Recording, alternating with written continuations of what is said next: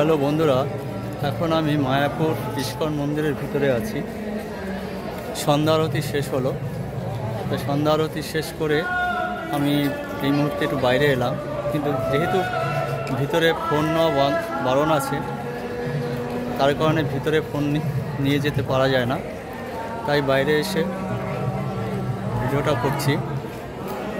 দেখুন সন্ধ্যা আরতিতে কত লোক এসে দর্শন করার জন্য, প্রচুর লোক ভিতরে সমাগম।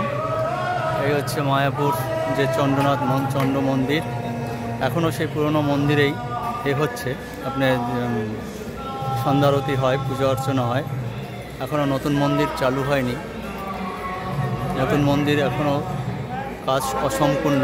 এই সেই নতুন মন্দির, এই নতুন মন্দির যখন চালু হবে তখন প্রচুর লোক এখানে একসঙ্গে ঢুকতে পারবে।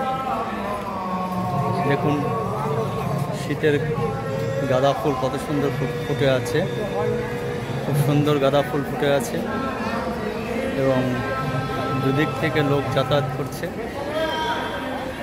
দেখুন এখন আমরা এই মুহূর্তে আমি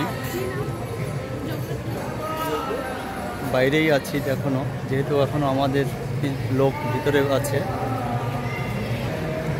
সেই এখান থেকে লাইন দিয়ে ঢুকতে হয়। এখন আজ সন্ধ্যা আরতি শেষ করে এবারে রুমে চলে যাব। আমি এবারে রুমেই খাবারের ব্যবস্থা করা হয়েছে এক্সট্রা, তাই আর এখন থাকা যাবে না, যেহেতু রুমে সবাই চলে যাচ্ছে এখন। আর 9টা অবধি লাস্ট ভোগের দেওয়া হয়, 9টার পরে গেলে আর ভোগ পাওয়া যাবে না।